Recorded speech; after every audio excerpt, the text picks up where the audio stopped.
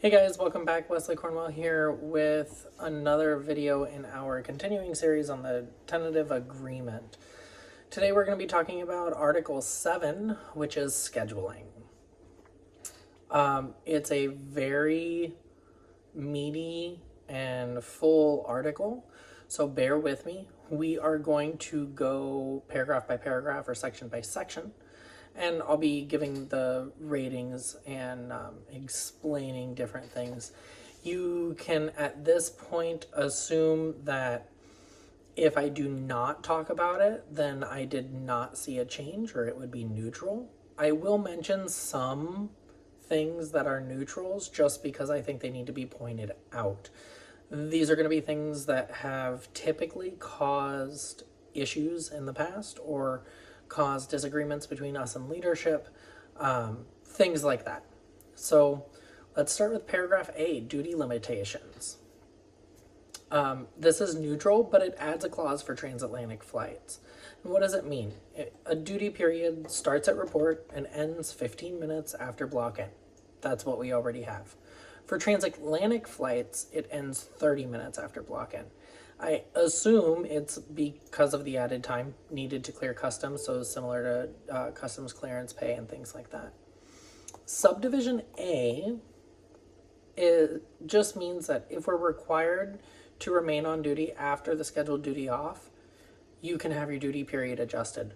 We already have this. I've done this numerous times, sometimes because I wanted to be petty with scheduling because they were petty with me, and other times because I was standing there for a significant period of time and I knew that if I got my duty period adjusted, then I would probably go illegal for the next day because I'd be under minimum rest. We already have this, so I considered it a neutral. Subdivision B, it says if crew services requires us to stay at the aircraft or airport, then our duty day can be adjusted until release.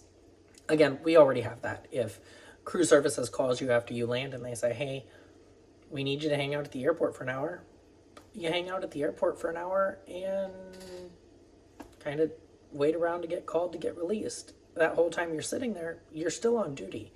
And your duty day is typically adjusted to reflect it. And if it's not, you can just call and have them adjust it. So there's really no change there. And because of that, I rated all of paragraph 1 under A as neutral. So paragraph 2, I also have labeled as a neutral. Right, we cannot be scheduled for more than 14 consecutive hours at a time. We already have that. You cannot schedule more than 14 hours. Paragraph 3, I have neutral to gain-ish. And I have gain-ish because there's a slight benefit, but the majority of it is neutral. And so what does it mean? It's E14, 16, and 18. And it's the same as what we have. And so our duty day, our timeout requirements, things like that, those all stayed the same. What's the gain then? So the gain is that now E14 has extra pay. The thing that how this kind of works out is you now start getting extra pay at 14, or you start getting your extra pay at 16 hours, or you start getting your extra pay at 18 hours. This is slightly different than what we already have. The way that it's worded in the ISM is they specify the pay for E16. They don't really talk about E18. They just say refer to E16 pay. And the way that it's worded there means that you start getting your extra pay at 16 hours, not 18 hours. And so the way that it's worded here, you would get extra pay starting at your 14th hour if you qualified for E14. If you qualified for E16, you would get additional pay starting at your 16th hour. And if you qualified for E18, you would get additional pay starting at your 18th hour. And so for people that were quite often qualifying for E18, it's a little bit of a loss, only because your extra pay starts 2 hours later. Again, it's not that huge of a deal because realistically, E14, 16, and 18, we don't hit those all the time unless we are in IROPS, and then everything just kind of goes downhill. And so then we're hitting them quite often. But overall, it's not something that I see affecting us on a daily basis. Additionally, it says if we're removed, we can be reassigned with pay protection. We already have that. And so that's neutral. So getting the pay protection for being reassigned is what we already have. Paragraph 4, I also have labeled as neutral. And what does this mean? Well, when a flight is delayed prior to report, your report time can be adjusted. Already have that. Duty starts when reporting to the airport. Already have that. Must remain available for reassignment or it is a no-show.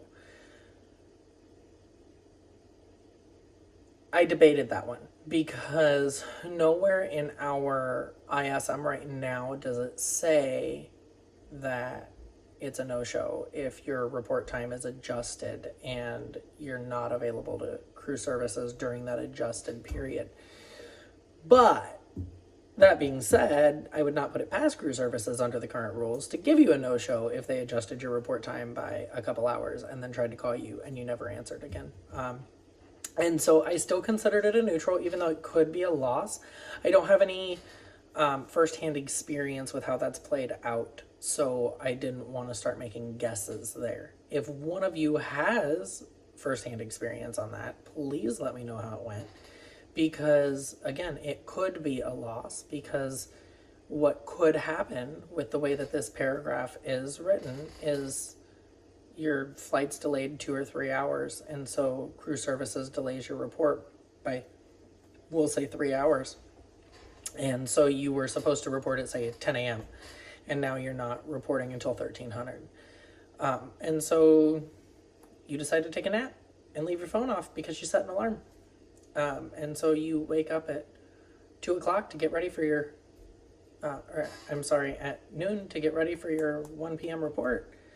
And all of a sudden you have a few missed calls from crew services and you have a no-show on your schedule, even though they adjusted your report. Because the way this is worded is, if your original report was 10 a.m. and you're now delayed to 1300, you need to be available for reassignment from 10 to 1300. So just be careful with that. It's one of those things where I'm going to go back to words matter, and it's something that has the potential to be pretty bad. But again, because I could see them doing it under the rules that we already have, I still considered it neutral. Paragraph 5, I considered a little bit of a loss, so it's a loss-ish. And the reason I did is with paragraph 5, quite often we all go to a layover, right? And maybe you don't really jive with your crew, and so you just decide that you're going to go home instead of go to the hotel, or you're going to go to a friend's house, or whatever. You're going to go do you. The rest of your crew is going to go do them. Well, now, under this rule, if you do not inform your crew or your F1 that you are not staying at the company hotel, then it's PG, right? You can be written up for that now. And so if you have a really picky F1 who just wants to start a fight for something and they report you, that could be an issue. And so there's a lot of potential problems with this paragraph and how it's worded. So just be careful with that. Make sure that you are informing your crew and your F1 that you're not staying at the hotel if you're in fact not staying at the hotel. Paragraph 6 I considered neutral. What does it mean? It just means that we're not required to answer a phone call from crew services on a day off. We already have that. If you are off the clock, you do not have to answer. If you are on rest, you do not have to answer. Those are the current rules. Paragraph 6 doesn't change that. You're not obligated to answer your phone if you are off. Paragraph 7 talks about layover rest. And so we're going to go through subdivisions A through D as in Delta. So all of them are considered neutral. They don't really change anything that we have. Subdivision A, it just requires a minimum of 10 hours rest between pairings. Subdivision B requires that trips are built with 11-hour layover rest. We have both of those already. Now, the paragraph subdivision A with the minimum of 10 hours in between pairings, it, like I said, we already have that, but there are some slight differences because the contract does not have that nice chart that's in our ISM right now where it says this is what you get, this is what it can be reduced to, this is when we need your concurrence to reduce it. Subdivision C as in Charlie is also neutral because layover rest can be reduced to 10 hours without concurrence. Same as what we already have. And subdivision Delta is neutral because your report can be adjusted by 5 minutes without concurrence. This happens when you're like 5 minutes shy of minimum rest, right? We've all been there. Call crew services. Hey, I'm below minimum rest by like 5 minutes. And they go, okay, cool. We're just going to change your report.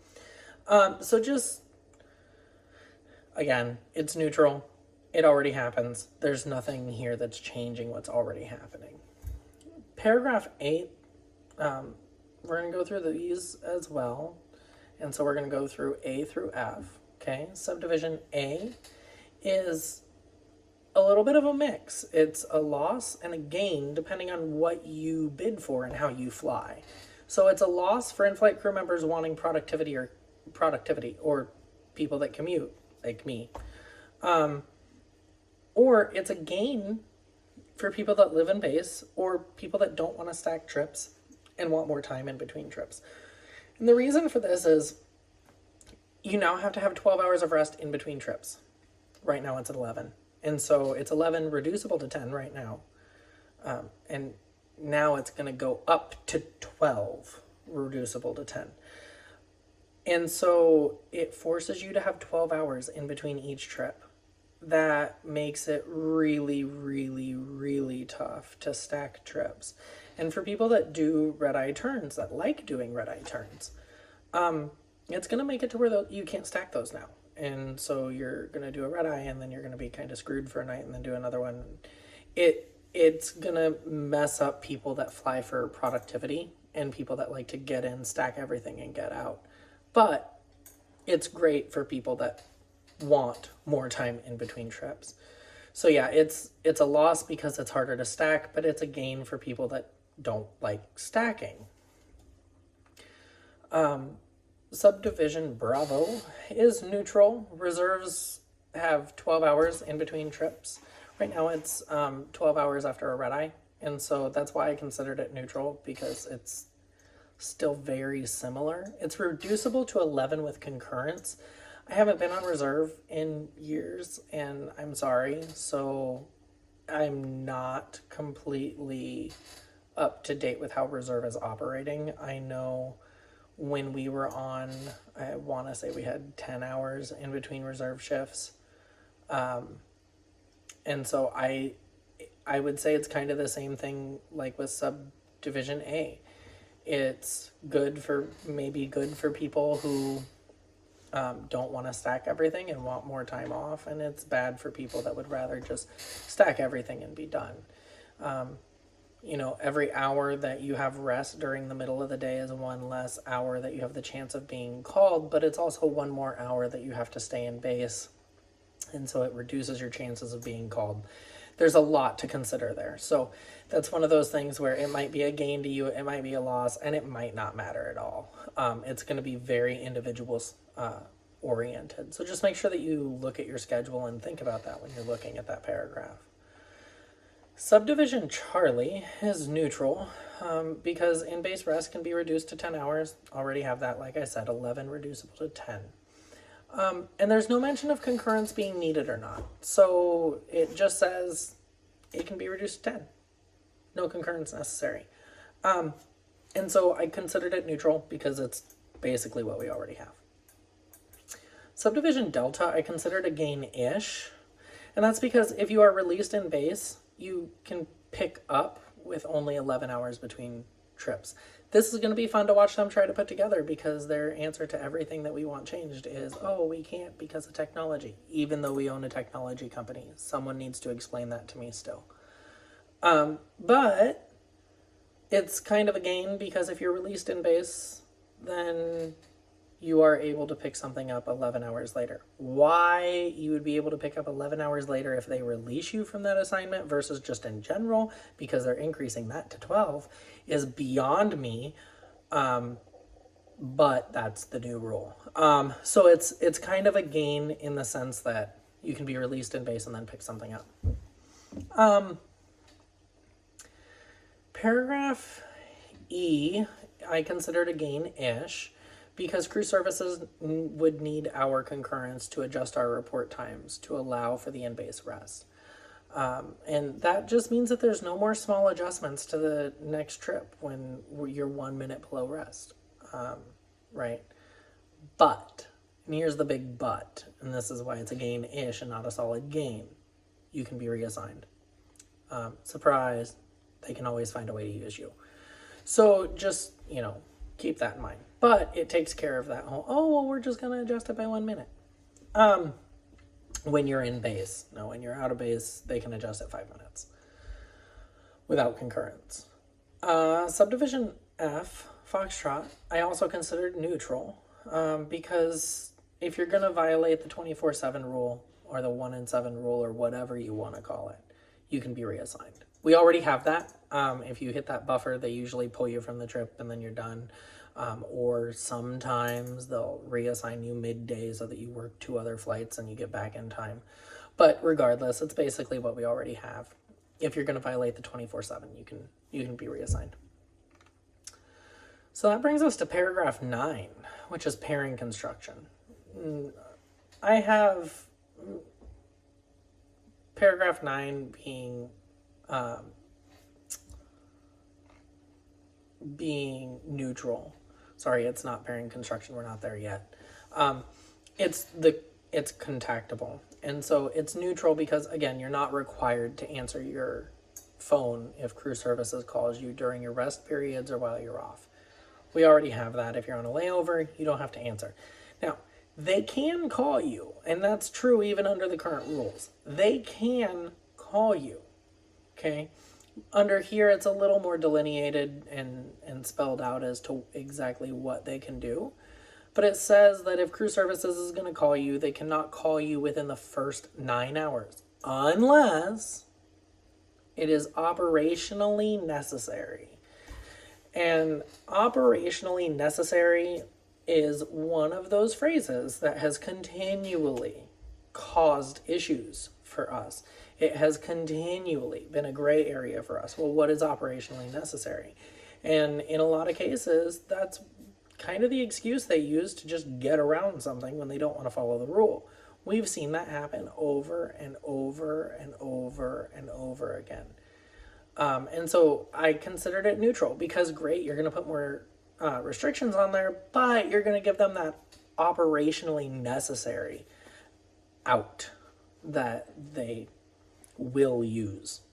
In addition to that, they need to contact you within the first 30 minutes of your rest period if they're going to contact you. If they don't contact you within the first 30 minutes, then they need to wait until you are at least 7.5 hours in. Okay? And so this is one of those things where it's like, okay, well, do they have to wait 7 hours or do they have to wait 9 hours? And so the way it's written, it could be written better. The way it kind of reads as if it's operationally necessary, then it needs to be within the first 30 minutes or after 7.5 hours. However, I'm not entirely sure if that's how that's going to work out. So just be aware of that. And the main takeaway here is that it's neutral. You have no obligation to answer your phone once you're on rest or once you're off. Crew services can still call you if it's operationally necessary, and that should only be within the first 30 minutes or after you've been on rest for 7.5 hours. And now we're into pairing construction, paragraph B. Subdivision 1, that huge block paragraph, is neutral the main takeaways are inaugural route flying can be withheld from the bid package. All known flying except charters and inaugural flying must be built into pairings. We already have that. And after completion of the bid packet construction, the scheduling committee has 2 days, 48 hours, to look it over and recommend changes. Changes recommended by the scheduling committee will be made as long as they do not increase cost or negatively impact the operation. The reason I left this as neutral instead of a gain is because it's very vague. What is JetBlue going to consider a negative impact to the operation? Is it flight schedule adjustment by 2 minutes? Is it, they can't schedule a 4.5 hour sit for some reason? What does that exactly mean? And there's no criteria to determine whether it's negatively impacted the operation. And as a business owner and someone who's done business consulting, I can almost guarantee you that I can find a way to say that any of your suggested change is going to increase my costs. Anything, right? It's so easy to make that claim. And I watch companies do it in mediation all the time, and I have to call them on it all the time and argue with them all the time. It's a very easy argument to be made. And so if the whole increased costs or negatively impact the operation were eliminated, or there was a few more parameters there, then it would be considered a gain because of that. But then again, the IVC used to do that as well. So it's kind of 6 one, half dozen the other. Subdivision 2 is neutral, and it just means that if JetBlue is adding flying after we are done bidding and the awards are published, then they must create the new pairings as soon as possible. They already do that. JetBlue as a company does not want to sit on available flight hours without them being covered. That's just bad business, right? We don't want to go, oh, I need to cover this flight in 2 weeks, but let me not put it out there for people to cover it, right? So they're going to build that right away anyway, so I considered it a neutral. Now that's not tackling the problem of people calling in, a trip becomes open, they don't even put it in open time and they send it straight to a reserve or something like that. That's not that issue. The issue is similar to what we're kind of seeing now, where we go, oh, we need to make a route adjustment. Let's add one more airplane on this route, right? And so we're going to add one more airplane on this route in 3 weeks. Well, that one more airplane now needs to be covered because that route was not included in the bid package. So it's just saying they have to build those and publish them as soon as they know that it's available. Subdivision 3 is a neutral, and it's just saying that if a pairing has a rig, it's displayed in the pairing. We already have that. If you go through the bid package, you'll see the rigs on there. And so for anyone who's not familiar with actually looking at the bid package, you'll notice a lot of times there's a difference between block and credit. And the reason there's a difference between block and credit is because of a rig. And so that's already displayed. Subdivision 4 is also neutral because the pairings not having a jetway trade must start and end at the same airport or base. Yeah, that's what we do. And so a front end tail end split is not going to change that. Subdivision 5 is report times, and here's a nice little chart, which they could do with a lot of other areas to make it a little more clear, but I digress. I considered it a little bit of a gain. It's a gain-ish, and it contains some new provisions because we're getting the 220.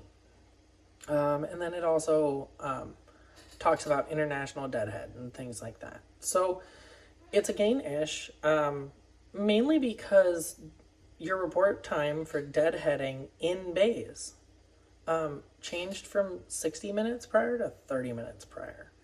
So that's really nice, right? A mid-pairing deadhead changed from 45 minutes prior to 30 minutes prior. And so we're gaining an extra 15 to 30 minutes of rest, depending on where your deadhead is going. And then a limo report is 60 minutes prior if it's because of a charter. Otherwise, a limo in base is 15 minutes, and a downline or mid pairing limo is at the time of limo. And then OAL, deadhead report, is an hour prior. For those of you that might be a little newer and not understand OAL, because sometimes we don't use it all the time, it's other airline. And so if you're deadheading on an airline that is not JetBlue, then your report time is 60 minutes prior still. For all my commuters out there, we all understand that kind of makes sense. Transatlantic report time is an hour and a half prior to departure. Okay, so 90 minutes. That's a new provision, so that's neither a gain nor a loss. It's a new provision. We haven't dealt with these yet. And then a transatlantic deadhead is 60 minutes prior to departure. Again, that's a new provision. We haven't had to deal with it yet, so I didn't rate those as a good, bad, or indifferent. They're just new. Red eye restrictions, subdivision 6, is neutral to loss-ish. And I said it's a loss-ish because it hurts productivity. And so what does it mean? Well, it means that no flight, you cannot be assigned a flight after a red eye, but red eye turns are still allowed. That's neutral, okay? We don't have a red eye and then you fly another leg.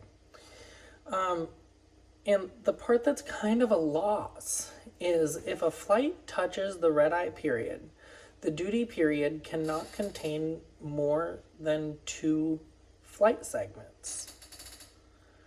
And so a lot of you are going to remember those pairings that used to be like San Francisco to Long Beach and then up to San Jose, and then you sit in San Jose for like an hour and a half and you talk to the really nice lady at Starbucks that never charges you if you're in uniform, and then you work a red eye to Boston, right? Well, that's 3 legs. Those pairings were fairly productive. They were I want to say they were a fake 3-day. I used to do them all the time. I loved them, mainly because of the lady that gave me free Starbucks every night right before the red eye. That never seemed to have any of the baked goods that Starbucks is supposed to serve, but that's a whole other story too. Those pairings can't happen anymore. And so it is going to kill productivity. It's going to take those pairings. Now it's a fake 3-day and that's a loss of at least an hour. And so that's why I considered it neutral to loss-ish, because it's not a loss that's going to affect everybody. It's a loss that's going to affect people that primarily fly for productivity. And that's kind of a common theme going throughout the agreement. If you fly for productivity, it's going to be much harder to get your productivity in the same time span.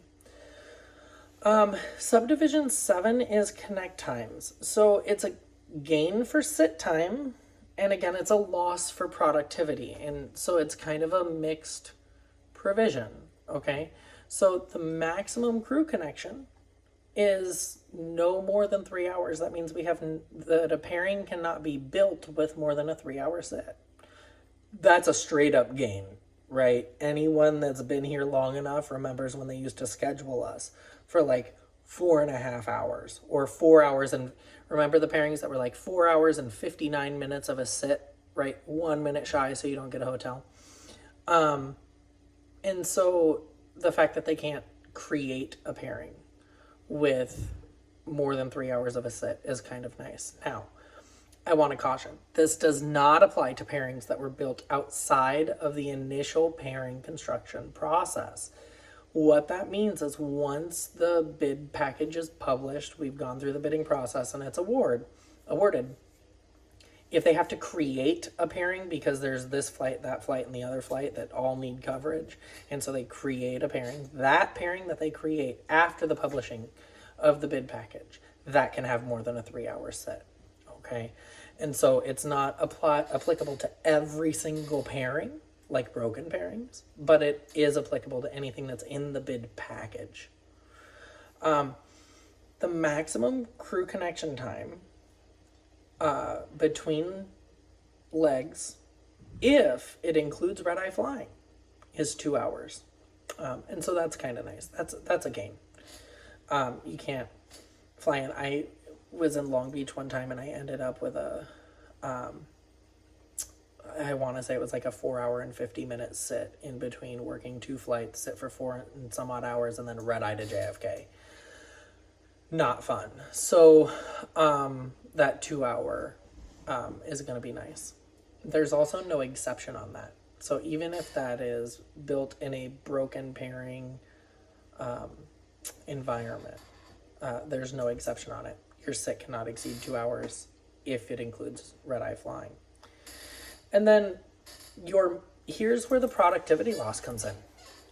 You have a minimum connection time of 90 minutes after an international inbound that requires customs clearance.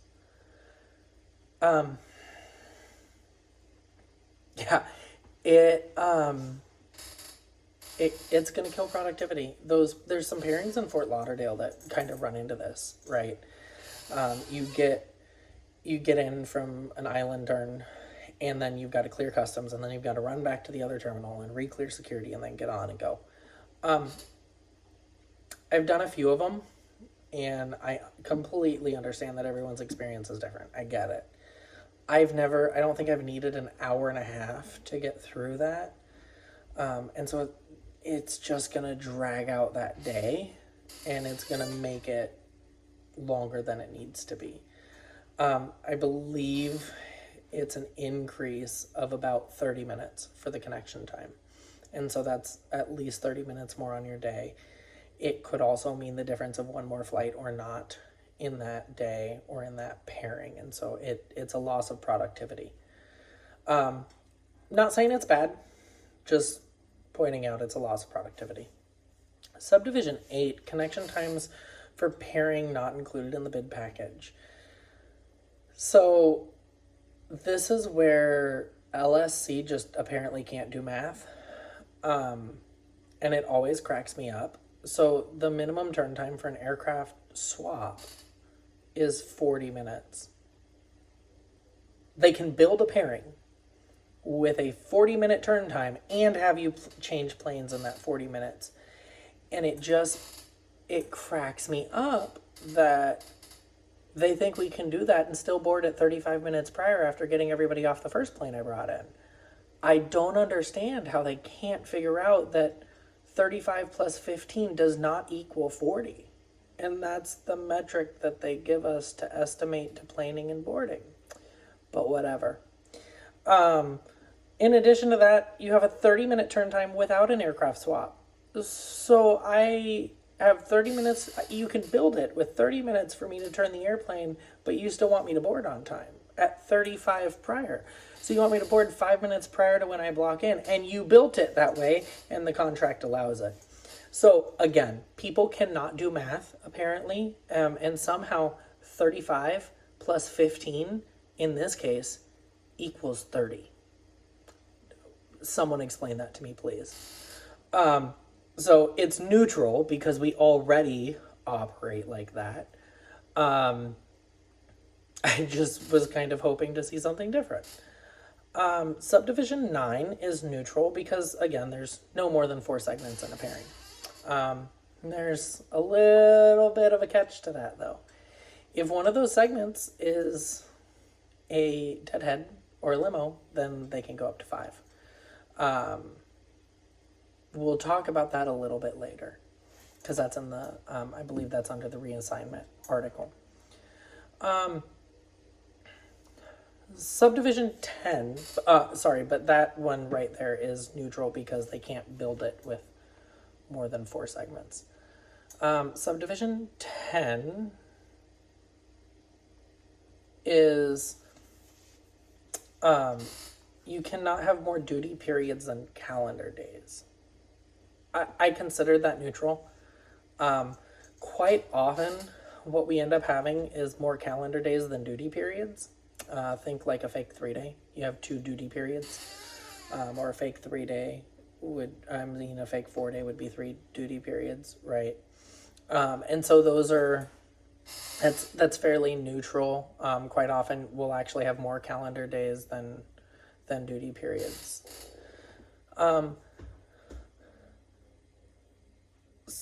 Subdivision 11, I also considered neutral. It says that no trips can be longer than 5 days. We already have that. They can build up to a 5-day trip. In certain situations, you end up getting extended to a 6th day, or with modifications, you go into a 6th day. I've had that happen. There's no language that would prevent that. And to be completely honest, it would be almost impossible to abide by that if there was language stating that. So, again, not terrible. But also not a gain and not a loss. Now, subdivision 12, I considered a loss-ish. And that's because non-transatlantic trips cannot exceed 4 days. Occasionally, like 1, maybe 2 months out of the year, they will build 5-day trips for us. Sometimes they include some pretty cool layovers. So they're really rare. But currently, they can build up to a 5-day trip in the bid process. And so I considered it a loss just because now they can't, right? It's one thing they can't, it's one less option for us if you're looking for that. And so for commuters where it's nice to fly in, do your time, and get out, that could be a loss. Paragraph C, deadheads. This is a neutral to a gain. So you can't be required to take a jump seat when you deadhead. That's neutral. If a trip is built with a deadhead or modified to a deadhead, a window or aisle seat is required if it's available at the time of booking. That's a gain. Straight up, that's a gain. No more middle seats unless operationally necessary. Subdivision 2 is neutral because we already get full pay for deadheads, right? We already get it. Subdivision 3 is neutral to gain-ish. And a self-deadhead is allowed with the consent of the company, limited to the first or last leg or limo only, okay? Now, here's where the gain-ish comes in. That's neutral. We already have what I just said. It's limited to the first leg, the last leg, or limo. Okay, that's it. Here's where the gain comes in.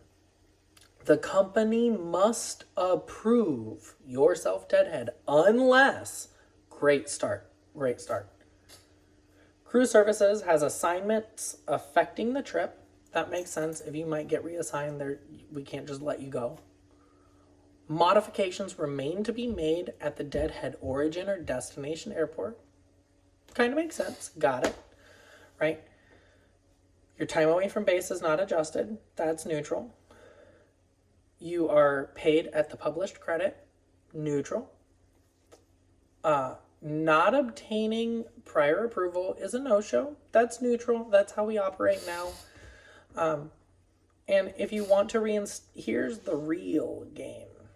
Okay? If you want to reinstate your original deadhead, you can by calling Cruise Services. And so the nice thing with that is if you self, right, and then all of a sudden you realize you really need that guaranteed seat to get back, you can call Cruise Services and tell them you want your deadhead back.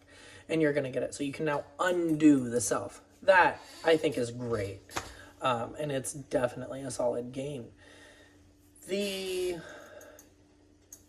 process for getting a self-deadhead is somewhat interesting, and that's why I categorize the must approve unless as a gain-ish instead of a solid gain, because look at like cancellation packages and stuff that come through, and they can almost always find a reason to deny it because they can say, well, we have some modifications that are going to happen at those airports. Subdivision 4, I considered a neutral to a loss-ish.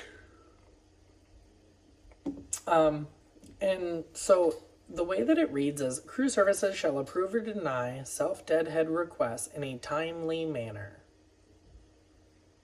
Sounds great. What does that mean? Timely manner. They never talk about it. They never explain it. And so that's another way that Crew services can just be really petty and be like, we're just not going to answer. But then it goes on to say that we're allowed to call crew services if no action has been taken and it is within 24 hours of departure for the deadhead.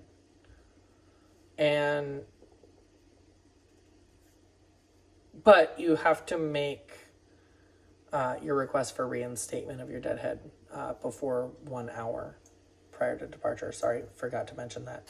But like, okay, so if you're within 24 hours of the departure, then you can call. So does that mean I'm not allowed to call if I'm more than 24 hours outside of that? Doesn't really say there. It just says I'm allowed to call if I haven't heard back from them by the time I'm within 24 hours. My issue with this is those of us that have been through the ringer before, when we see a self-deadhead on our pairing, and then we see that Boston and JFK are going to go to hell in a handbasket because a winter storm is coming in and we're supposed to deadhead out of Fort Lauderdale back to the north. And we go, ooh, there's going to be a storm out there in a week. Oh, look, I'm supposed to deadhead on my last one. I'm going to request it now. Okay, so they say it needs to be done in a timely manner. Well, it doesn't say what timely manner is. It doesn't say if that's within 24 hours of request or 48 hours prior to departure if it's received by then. It can be 10 million different things. And so my fear here is that crew services will start ignoring the requests for self-deadheads and making us call once we get within 24 hours when we're going into an IROP, and then they'll just deny everything because they'll say, well, we have modifications that are yet to be made. And so it's kind of like an easy escape for the company to take to deny it. Oh, it's not right, and it's a little backroomy, but it is what it is, and I would not be surprised if that's what they did. So anyway, it's a little troublesome, but overall it's neutral. Subdivision 5 is neutral because this is how times are determined for block on a limo already. It's another little chart. I think that the difference is, like, at one point I remember our policy saying MapQuest instead of Google Maps, so I chuckled at that change. Subdivision 6, I have it as a neutral to a loss-ish, and only because it limits the options of our possible deadheads. We must deadhead on an airplane with at least 2 engines. Okay, so we can't be deadheaded on Cape Air.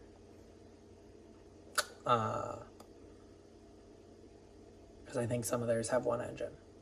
So it's like there's just a couple things that it just limits our options. It's not that big a deal.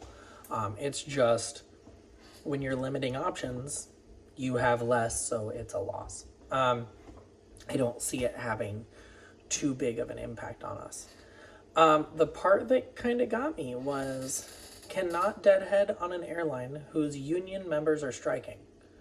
So again, it's a loss-ish because it limits our options. And that's not necessarily member-oriented, right? Like, that's not in there to take care of us. That's in there to bolster the union. That's in there to protect the union as an entity. It's not necessarily a bad thing. That's not what I'm getting at here. But it does limit options, and that is not it's not done to help us. It's done to put them in a better position. That being said, it's really rare that we deadhead on OALs anyway. And so it is what it is. A fun legal argument that could be made out of that is if our flight attendants ever decided to strike, then there would be an interesting argument over whether or not having someone deadhead on our own metal would be considered a violation, because the exact wording of the clause says an in-flight crew member shall not be required to deadhead on an air carrier experiencing a labor dispute or strike by flight attendants. It does not say shall not be required to deadhead on an OAL air carrier. It would just be an interesting lawsuit for me to read on. If it ever happened, it would make me chuckle. Paragraph D, drug and alcohol testing, an in-flight crew member. I have this as neutral to loss-ish, sorry.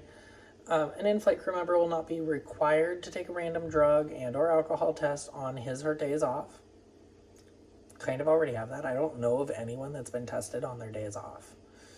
An in-flight crew member will not normally be called to the airport to take non-random tests on their day off unless the law requires it, right? I don't know of that ever happening.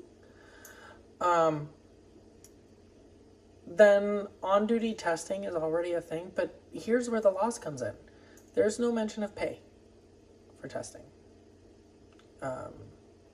Might be in another section, might not, but I'm not entirely sure. I don't think so. So it just doesn't mention the extra 30 minutes of pay for testing. Paragraph E, the in-flight scheduling committee. I considered this neutral, and I know this one is going to catch me some flack, probably. It's neutral because we already had this, okay? We already had a scheduling committee that reviewed everything. And quite frankly, the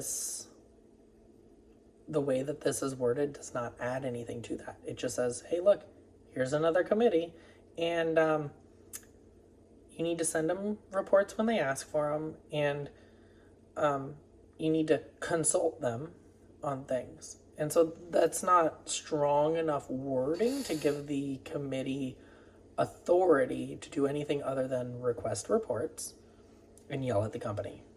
And then there's bidding familiarization, which will be provided to new hires. When I started, this was part of orientation. I don't know if it currently is because there's no real outline for orientation, base orientation that I could find. But I know we used to have it. It was not great, but it was like, here's NavTech and here's kind of what you do. So yeah, I considered the scheduling committee to be neutral, mainly because we already had it with the IVC, and I don't see strong enough language in here that allow the committee to do anything other than be consulted by the company and request reports. And so, yeah, there's someone like looking over it and making recommendations and stuff, but there's nothing that says that the company has to listen to them. Except in that one spot where then the company can listen to them and say, well, you've increased the cost or you've caused a negative impact to the operation. Then they can ignore them. So anyway, that concludes Article 7, scheduling. I think that's the meatiest of the articles. Next, we'll be getting into Article 8, rescheduling and modifications. And so don't forget to like and subscribe and check out our new company, AvalonCare.com. Website's above me. Thanks. Have a great night. We'll see you on the next one.